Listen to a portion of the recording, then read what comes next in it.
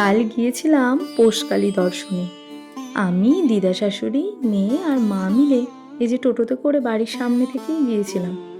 তো আমাদের বেরোতে বেরোতে প্রায় 12:30টার মতো বেজে গেছে।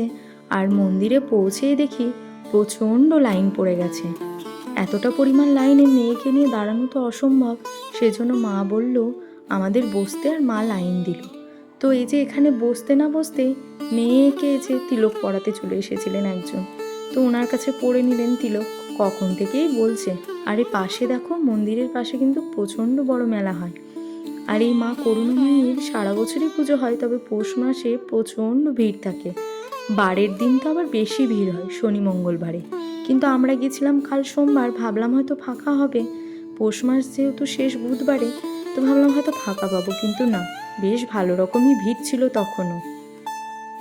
তারপরে এই যে ভিড় সামনে এগিয়ে মন্দিরে প্রবেশ করছি। মন্দিরের ভেতরেও ঢুকে দেখি বেশ লাইন রয়েছে ঘুরিয়ে ঘুরিয়ে।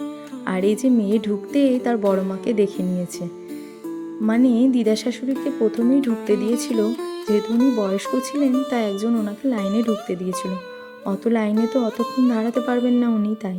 তারপরে যে মিষ্টির প্যাকেটগুলোতে নাম লিখিয়ে নিলাম, না হলে জানো তো বাটা পাওয়া খুবই মুশকিল হয়ে যায়। এত পরিমাণে ভিড় হয় আর এত বাটা পড়ে, নাম না লেখালে খুব অসুবিধা হবে। আর এখানে মন্দির কমিটির লোকরাই এই বাটাতে নাম লিখে দিচ্ছে। আর এটা একটা সুবিধাও হয়, নামটা লেখা থাকলে তাড়াতাড়ি পেতেও সুবিধা হয়। তারপর এই যে এখানেও দেখি ঘুরে ঘুরে বেশ লাইন। তারপর এই যে অবশেষে মায়ের দর্শন পেলাম। মন্দিরে যখন পুজো হচ্ছিল তখন আমি ভিডিও করিনি, বাইরে এসে প্রণাম করার সময় তুলেছিলাম। তারপরে যে মেয়ে প্রসাদ খেয়ে নিচ্ছে, কাল মেয়ের এত খিদে পেয়েছে, মেয়ে অনেকগুলো প্রসাদ খেয়েছিল।